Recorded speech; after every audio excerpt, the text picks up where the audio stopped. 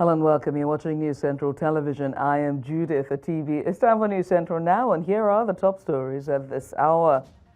As Nigeria celebrates 65th independence anniversary, as President Tinubu declares economic turnaround, listing 12 milestones.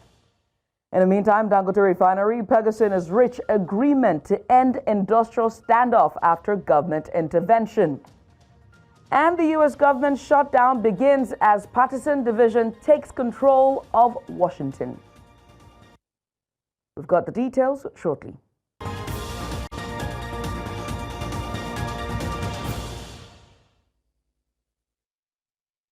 we'll begin the news in Lagos, the nation's commercial capital, where President Bola Tinubu delivered an early morning address to commemorate Nigeria's 65th independence anniversary. Now, the president assured citizens that the country's worst days are over and reaffirmed that the economy is firmly on the path to recovery. He emphasized that his administration has chosen the path of tomorrow over the comfort of today, stressing that ongoing reforms are laying the foundation for long-term stability. Highlighting progress recorded in the last 28 months, President Tinubu listed key milestones, including non-oil revenue growth, improved fiscal health, stronger foreign reserves, rising tax to GDP ratio, and Nigeria now being a net exporter, among others. As a new administration, we face a simple choice: continue business as usual and watch our nation drift, or embark on a courageous fundamental reform path. We chose the path of reform. We chose the path of tomorrow over the comfort of today. Less than 3 years later,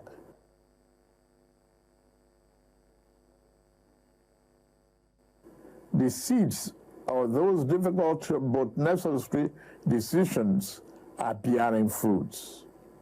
In resetting our country for sustainable growth, we ended the corrupt fuel subsidy and multiple foreign exchange rates that created massive incentive for a rentier economy, benefiting only a tiny minority.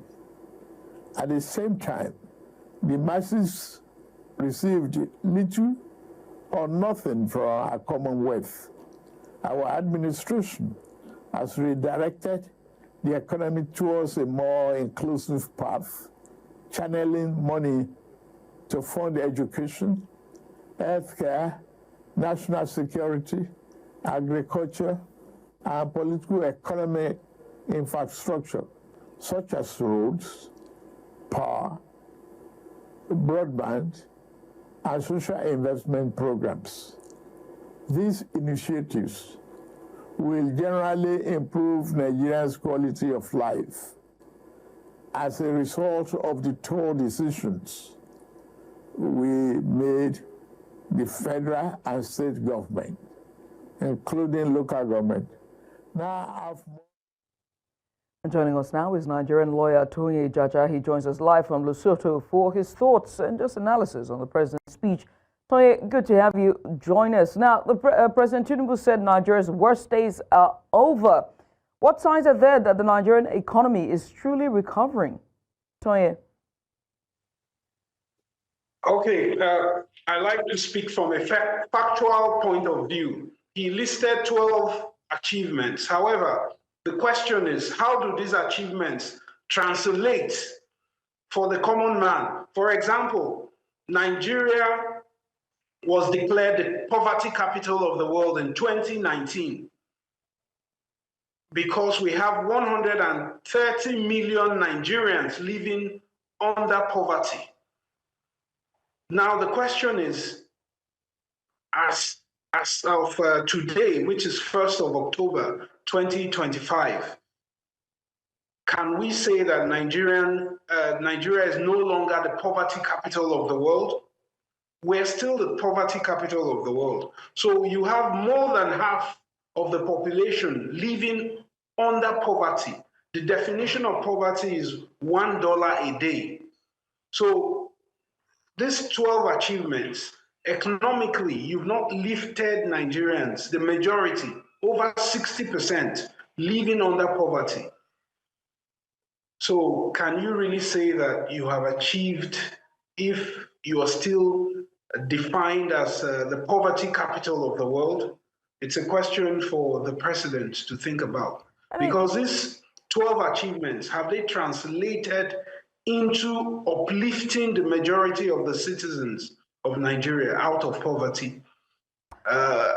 Very recently, the head of the tax program in Nigeria said they are going to impose taxes on runs girls, ladies of the night. So the question is, if we're doing so well economically, why do you have to tax runs girls to raise money for the country? These are questions any right-thinking person would be asking.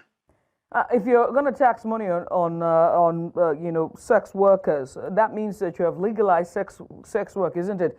But away from that, I mean, from your submission, you said that it's very clear that in spite of the growth or the 12 achievements that the president had outlined, it means nothing for the everyday Nigerians, or it hasn't translated in some sort of tangible, let it be tangible for Nigerians. But another major concern is security as well. I want you to speak on that. And most importantly, security has been a major focus for the government. What progress has been made, against terrorism and violent crimes? Have there been any progress with this government and this administration, based on your assessment? We need to use tangible indicators to measure security. Recently, a new terror group was discovered in Kebbi State, around Kebbi. So Nigeria is still listed as a country that is under the attack of terrorist groups. So you cannot, with tangible results, say that Nigeria has overcome the problem of terrorism, which is insecurity. So you cannot confidently say that insecurity has been conquered in Nigeria, at least in major parts of the country. You are in journalism. You just read or saw recently that a journalist was killed, died because of armed robbery attack in the capital of Nigeria, not in some other state, in the capital city, Abuja. And she lives in a high-brow area. Katampe is a high-brow area, a more secure area of the federal capital. So can you talk about security when these things are happening?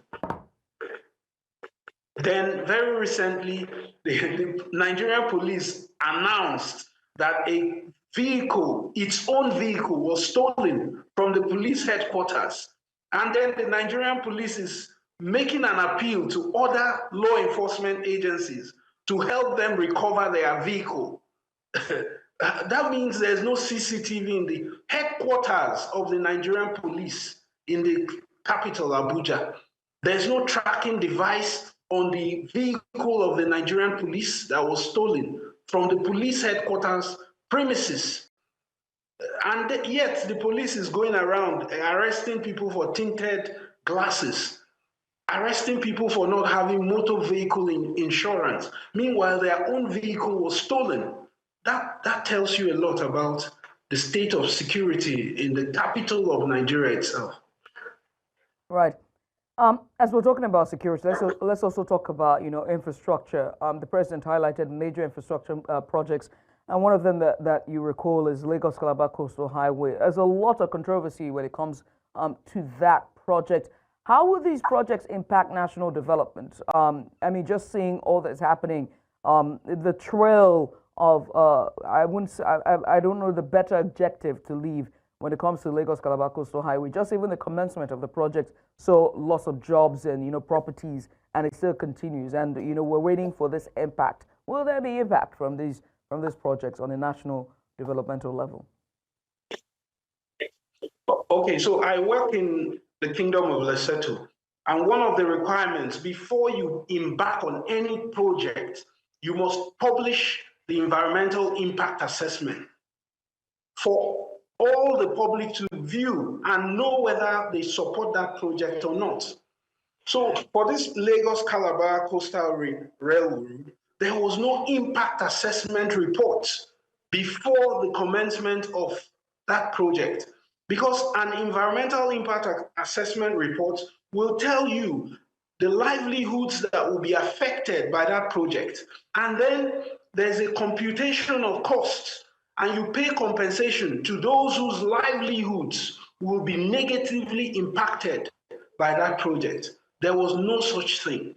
We just woke up one morning, we believe, we believe this will do good for us, without a feasibility study to tell us, okay, you're sinking 1 trillion naira, for example, on the Lagos-Calabar highway.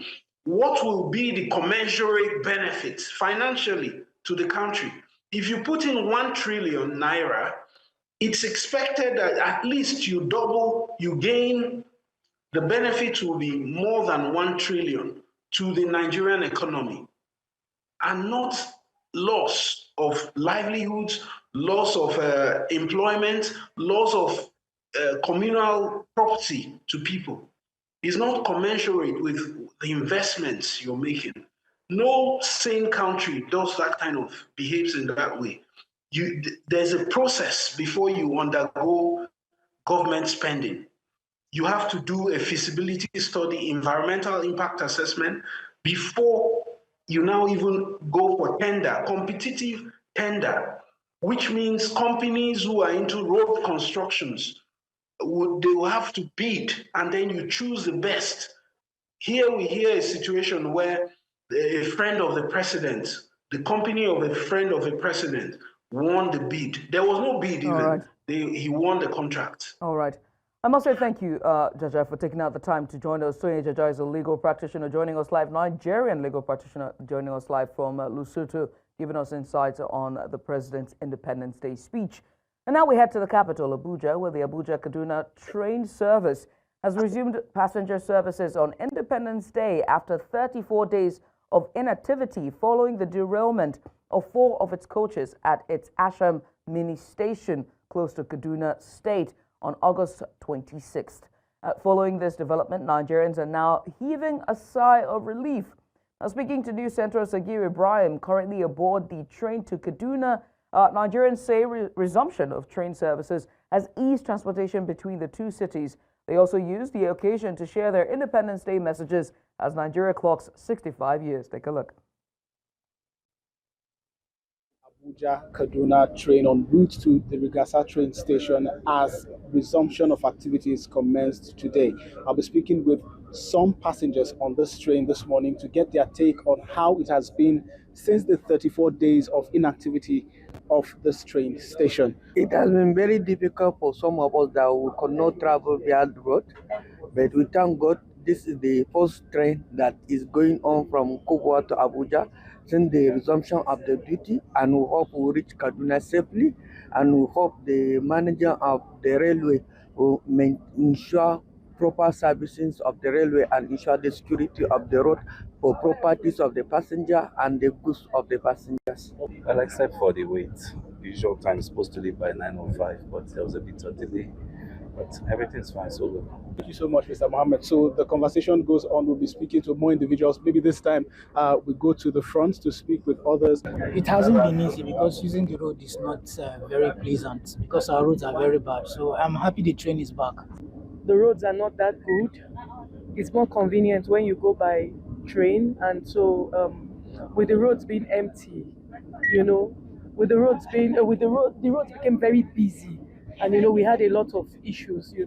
So I think it's a welcome development that we're back and everything is going well. Today is also Independence Day. Yes. I have a message for Nigerians and our leaders. Nigeria will work. As a people, I think we should just have faith in our leaders. All is set in Lagos for the reopening ceremony of the Wole Soyinka Centre for Culture and the Creative Arts, formerly known as the National Theatre by President Bola Tinubu. It's one of the landmark events holding on the sidelines of Nigeria's 65th Independence Day celebration. Now joining us live for more details on this is Israel Ifirobo, who is standing by for updates on the story. Now, Israel, the president is expected there. What's the mood like ahead of the reopening? Israel. Judith, it's here at the formerly known National Theatre here in Igomu, Lagos, Nigeria. The president is being expected, and so many dignitaries are already on ground. Without much ado, let's just quickly talk to the DG of the National Arts Theatre, Mrs. Tola Curley, real quick now, so we can get our thoughts on what today is all about. Thank you for talking to us. This is News Central Television. How exactly are you feeling today? I'm very excited. It's a great day. It's 1st of October, Independence, National Theatre is reopening. So, I mean, it's a really glorious day. So a lot of people are wondering, I mean, what kind of work, went into the remodeling, the refurbishing of this edifice? The work was actually done by the Bankers Committee of Nigeria, and it's a multi-billion-dollar project. All the main ball, the banquet hall, the cinemas, all the spaces have been beautifully renovated, so it's like a world-class standard, ready to receive events from us guys locally and also international events. So it's very exciting for Nigeria and for Nigerians, and it's such an apt day to have this reopening. And of course, the president is coming to commission the reopening as well. Today is a memorable day in the history of Nigeria. It's October 1st. How do you marry that with the fact that this is also happening today? I think today is our day. We got our independence today, and we are reopening today. So it's all about the fact that where are we now? Is 65th anniversary, is 2025. Nigeria is flying in the creative field through film, through art, through music, and to just make so much sense. And of course, the renaming Wole Soyinka as well, a Nobel laureate. He's going to be here. He's so many amazing contributions to literary world and stage. So we're going to rename it after him today, and it's just really, really exciting. This is something that people have looked forward to. This whole place is looking really amazing. What should be your message now for Nigerians in the usage of this place as a monument? This place was built for culture, as you know, for Festac in 1976, actually, ahead of 77. This place is built for culture, it's built for the youth. It's a place where we want Nigerians to come to enjoy, and we hope to do really innovative and exciting programming for everybody, actually. And there's so many people have so many memories of this place when they were growing up. People came for picnics, they came to watch Shalama, they came to watch James Bond.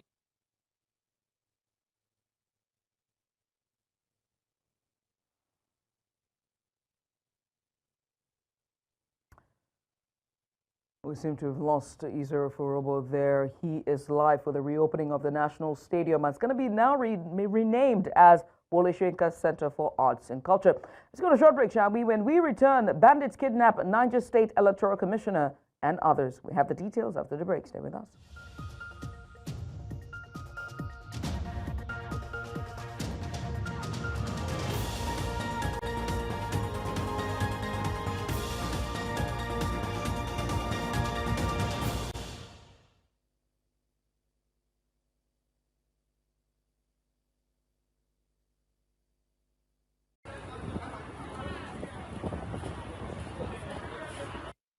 And off to Abia State in the capital, Umuahia, where residents have expressed mixed feelings as Nigeria marks 65 years of independence. Now speaking with News Central's Chinwe Ugeli, some residents noted that the country has recorded only limited achievements since independence. Now others stressed the need for Nigeria to attain true independency by implementing policies that prioritize the welfare and interests of all citizens above all else. To a reasonable extent, I may say that Nigeria has, but not fully independent in some areas. In terms of political, I can say that yes, Nigeria governs herself. Nigeria make laws, make rules, but at some areas, Nigeria has not really been able to be independent from some influence from the West. We have a long way to go on that particular aspect. Like, it's like infrastructures and other things. We are backward.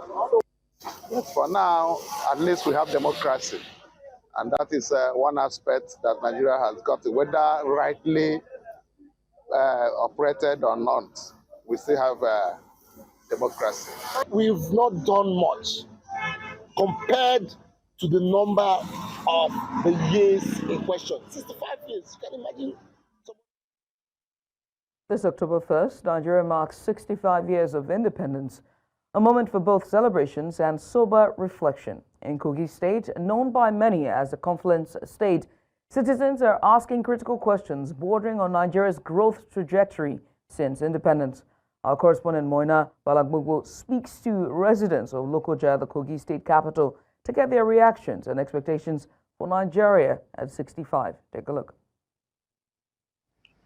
Nigeria turned 65, a milestone that invites reflection, not only in government circles, but also in everyday life. In Kogi State, the nation's geographical identity, citizens are assessing the gaps and the gains of independence 65 years after the Union Jack came down.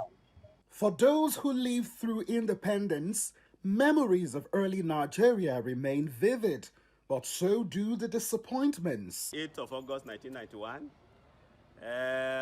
civil servants were sleeping in offices. But today, ministries in Kogi State, they have beautiful accommodations. From the former president to the previous one to the current one, one thing I observe as a professional accountant is that the current governments have tried to stabilize the economy for some time. Among the youth, there is both hope and frustration as national pride wrestles with present-day realities. I feel that the youth are sidelined, yes. I personally not leave the country. The country is a little bit tough for now. For families, especially women, survival is the daily barometer of national progress. Market man in the market shouting, no money to buy things. Some of us are hungry. Kogi's ethnic and cultural diversity mirrors the country's own, a test of unity and strength in difference. The political actors actually the soul's idea of this, separation. You're from here, from there. But as average Igala person, average Oku person, average Igala person, they unite together. The voices from Kogi State echo a national sentiment, proud to be Nigerian, yet eager to match the aspirations of its people. In Lokoja for News Central, Moina Balagbogbo. Many other persons might argue that London is the second capital of Nigeria, given how Nigerians are there. But let's head to faraway London, where Nigerians are marking 65 years of independence with a special symposium that is led by Mayor Princess Bright. Now, the event brings together community leaders, politicians, and cultural figures to reflect on Nigeria's progress and challenges while celebrating the country's rich heritage. Our senior international correspondent, Afua Hagan, is live at the symposium with more. Afua, London, they say London is the second capital of Nigeria. I disagree, but that's what they say. So set the scene for us. What's happening there today, and what's the atmosphere like?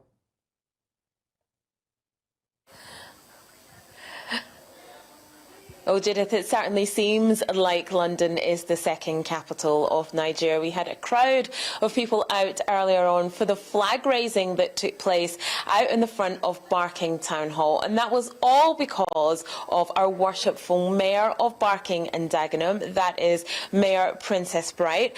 Princess, thank you so much for having us here today at this Symposium for Nigerian Independence.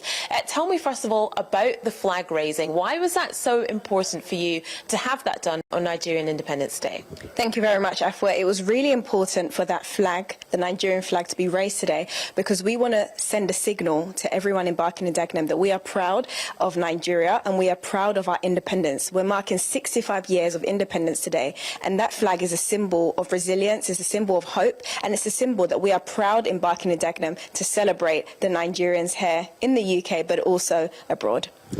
Proud, most certainly, and lots of proud Nigerians turned out for the symposium that's been taking place this afternoon. Tell me about the main takeaways from that event. So from the symposium, we had an array of speakers, which was fantastic, and they covered different areas of our life. So we had people in the business area, we had people who were educators, we had people who have come from Nigeria here to the UK to settle in. And the key takeaways that I was able to take away from the symposium was, number one, being here in the UK as a Nigeria, we are amazing. We're doing great stuff. We're trailblazers, we're innovators, and we should continue to encourage each other and continue to be proud of what we're doing here in the UK. Another thing that I took away from the symposium was the fact that regardless of where we come from, i.e. Nigeria, we should understand that our background, our DNA, the resilience within us is what makes us stand out as amazing people in the UK. And we heard from various amount of speakers who are doing amazing things in the UK. And we want to continue to champion that in Barking and Dagenham and send, once again, as I mentioned, a signal to the world that we're here, we're trailblazing, and we're doing great things here in the UK. Trailblazing, absolutely, and we can certainly use that word when it comes to you. You're a few months into your term now. How has it been going? It's been very busy. It's been very, very, very busy 4 months into the role, but it's been fantastic. Why? Because it's opened my eyes into seeing the amazing things that we have here in Barking and Dagenham, celebrating diversity, supporting our local business, making sure our residents' voices are heard, but most importantly, as we've seen here today, raising the flag for independence of our specific country, Nigeria, today. Amazing. Princess Bright, thank you so much for having us. That was Princess Bright, the Worshipful Mayor of Barking and Dagenham. And like I said, lots and lots of Nigerian residents of Barking and Dagenham came out today for the symposium, and hearing from different people across business, educators, people who care about Nigeria and care about the Nigerian diaspora has been really inspiring.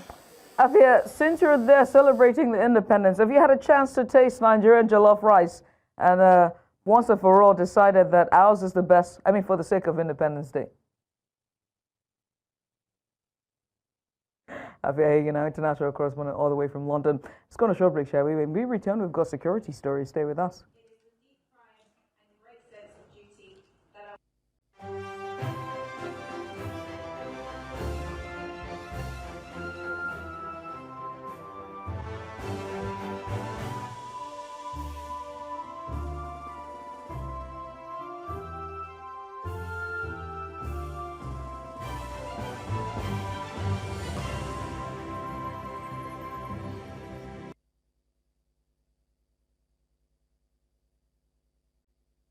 Standoff between Dangote Refinery and the Petroleum and Natural Gas Senior Staff Association of Nigeria, PENGASSAN, has been resolved, averting a potential strike that could have disrupted operations and gas supply across the country. Now, the dispute centered on the dismissal of about 800 refinery workers, sparking fears of industrial action. But after a series of high-level meetings facilitated by the Ministry of Labour and Employment, both parties reached an agreement. Under the deal, the affected staff will be recalled and redeployed to other subsidiaries within the Dangote Group. Officials also stressed that no worker would face victimization for their role in the dispute. The conciliation meeting was attended by top government officials, security chiefs, and union leaders. With the resolution, PENGASSAN says it has begun steps to suspend its planned strike. And up to Kogi State, where tragedy is struck in the state where a boat mishap has claimed the lives of 26 passengers. The incident occurred on Tuesday evening as traders traveled from Ibaji local government area to Ulushi Market in Edo State.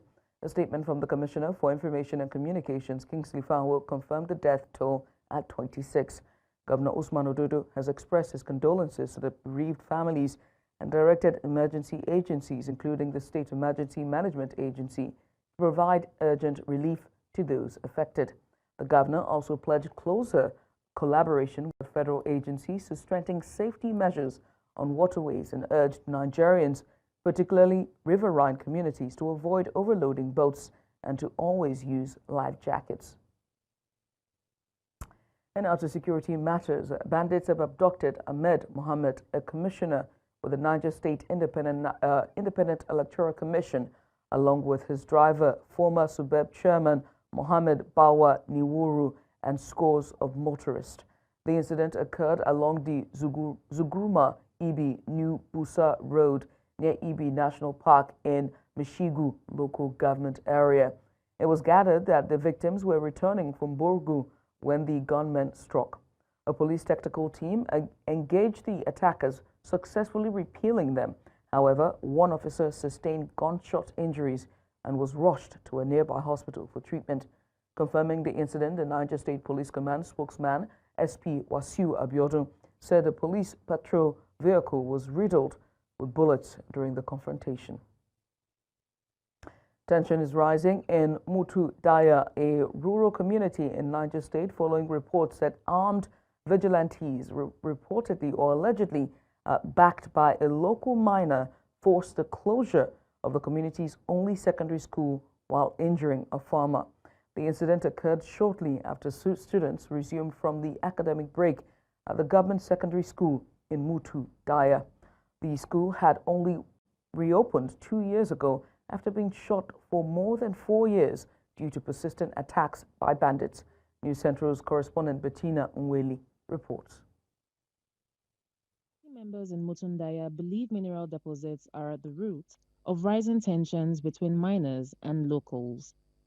According to John Dennis, secretary of the Mutundaya Youth Association, the vigilantes were allegedly acting on the orders of a miner identified as Obed Kango to stop students from entering the school. So what is happening in this place is that they are doing illegal mining in this our community secondary school Mutundaya, which we youth we kick against, because our student came to school yesterday. They was chased out by some illegal security that brought by one of the mining officer, Mr. Yakwe Obed Congo, and we the youth we kick against. That's why we raise a motion and we raise the protest against this community, so that we don't want this place to be doing mining.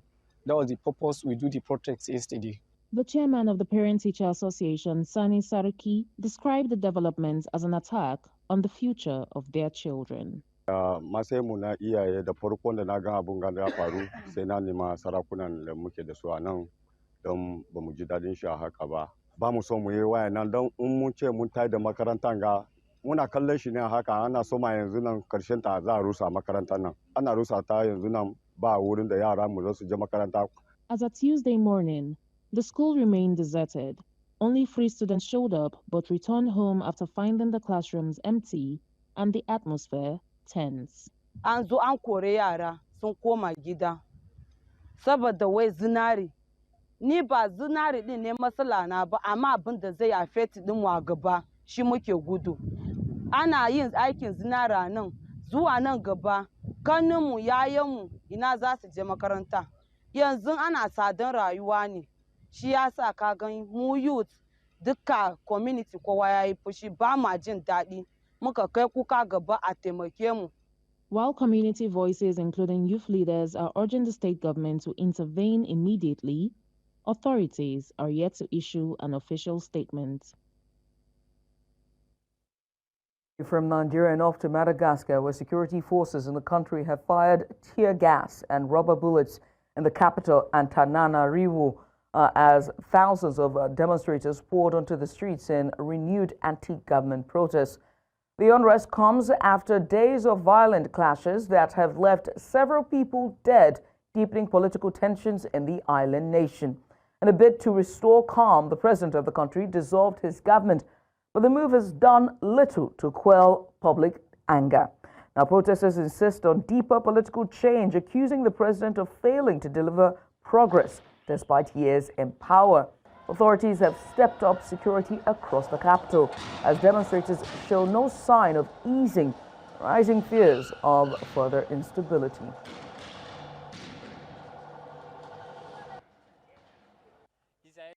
Akatso dia tsy manaiky ny fivaly-teny nomeny andro Rajoelina noho izany dia tsy ampy aminay ny fialan'ny gouvernement fa mila ihany koa zay ny fametraha-pialana, ny fanadiovana ny Assemblée nationale izay feno volomboasary. Sotra tompoko. Tsy mavaolana eo raha vao tsy ratsy mialatra any amin'ny fotony tsisy zavatra miova zany eo, tsy miova io, mila andro Rajoelina mihitsy miala zany. takina felany andrajoelona efa inona amby folo taona izy teo tsisy zatra niova ny fiainany gasy me ratsy me simba isan'andro a ho avinay tsy mamiratra tsony. Nos enseignants, ils ne sont pas payés. Ils ne sont pas payés depuis 2019 et donc ils ne viennent pas enseigner. La plupart, ils ont arrêté de venir nous enseigner à l'Uni. Et donc, depuis peu, on n'a plus de cours. Surtout nous, on est en master, je suis en master 2. Et actuellement, j'ai presque plus de cours, alors que je suis censée avoir fini mon master depuis 2024. And off to Ethiopia, where the death toll from a church collapse in RT, Ethiopia, has risen to 36, with more than 200 others injured. Now, the tragedy happened during the annual Virgin Mary Festival, when scaffolding at the worship site gave way. The incident occurred around 7:45 a.m. local time, as thousands of pilgrims gathered for the celebration about 70 kilometers east of Addis Ababa. Officials say rescue operations are ongoing, with fears the casualty figure may rise further as many remain trapped under debris. Several of the seriously injured have been moved to hospitals in Addis Ababa for urgent treatment. Authorities have opened an investigation into the collapse as the disaster highlights persistent concerns over safety regulations in Ethiopia, where fatal construction accidents remain common.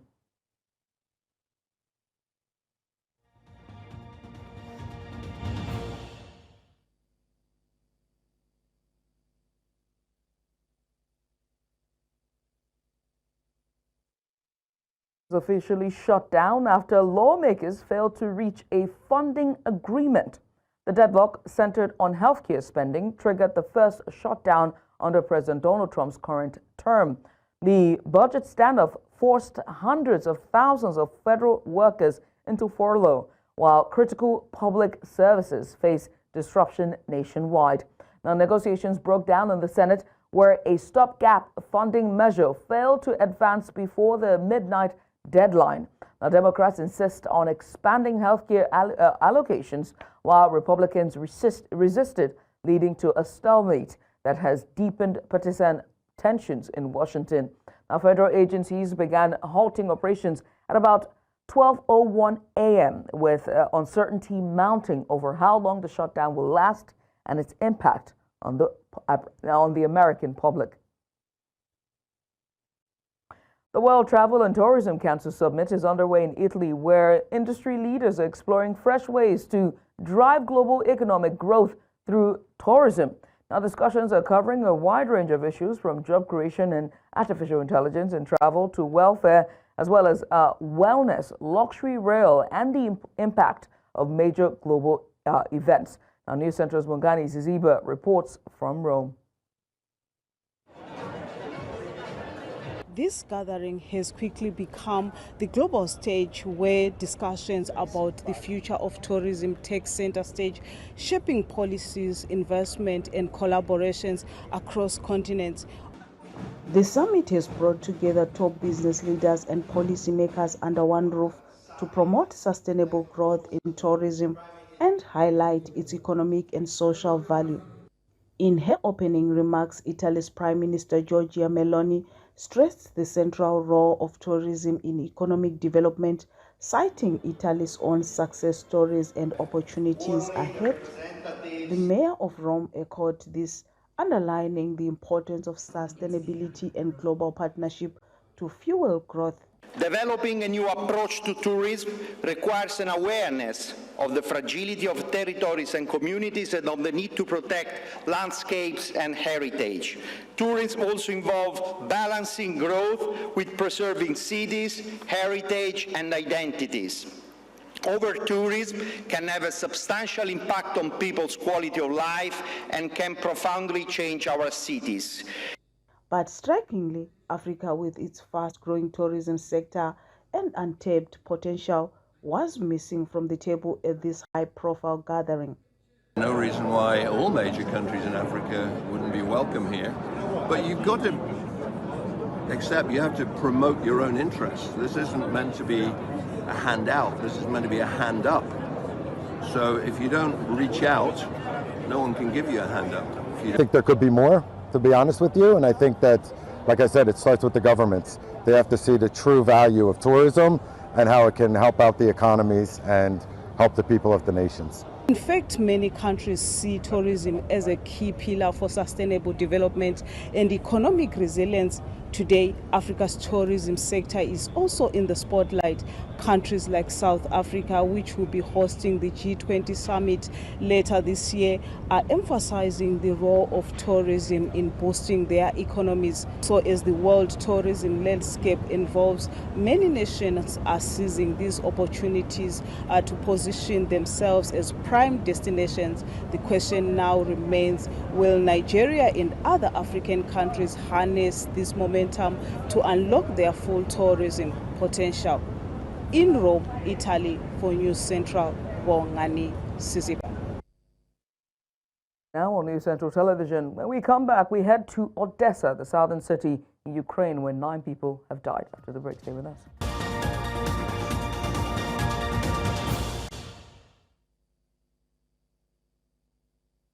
Back. At least 9 people have died in Ukraine's southern city of Odessa after a powerful rainstorm triggered severe flooding. Torrential rainfall overwhelmed drainage systems, leaving streets submerged and vehicles stranded.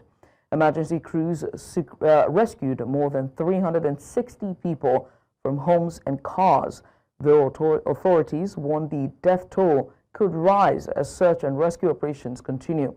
The flooding has also disrupted transport, power, and communication networks, compounding the crisis for residents. And off to the Middle East, as Afghanistan has entered a second day of near-total blackout, with internet and power phone services cut off nationwide. The Taliban say the move was ordered by their reclusive leader to prevent vice. But as senior international correspondent Afua Hagan explains, the shutdown is paralyzing daily life and raising fears of deeper isolation. Take a look. For the first time since returning to power in 2021, the Taliban have plunged Afghanistan into a communications blackout. Internet watchdogs say connectivity collapsed to less than 1% of normal levels late Monday after fibre optic networks were deliberately switched off. The shutdown follows earlier restrictions in several provinces and now affects the entire country. Officials confirmed that up to 9,000 mobile towers have been disabled until further notice.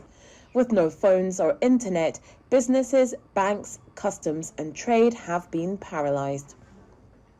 The blackout has been imposed on the direct orders of Taliban leader Hibatullah Akhundzada. He reportedly ignored warnings from his own officials about the severe economic fallout, insisting the measure was needed to prevent vice. Diplomatic sources say mobile networks are mostly shut down, leaving even the United Nations reliant on radios and satellite phones. Aid operations have been severely impacted. The outage underscores Afghanistan's growing isolation. Just last year, the Taliban hailed the 9,000-kilometre fibre optic network as a lifeline to the outside world. Today, that same infrastructure has been switched off, cutting millions off from their families, their livelihoods, and the rest of the world.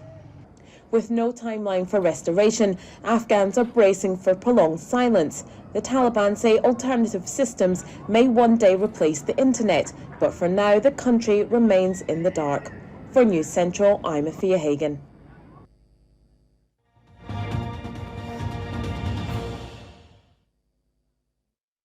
Now for some business, as Nigeria's Debt Management Office has listed 200 billion naira bonds for subscription at its September 29, 2025 auction.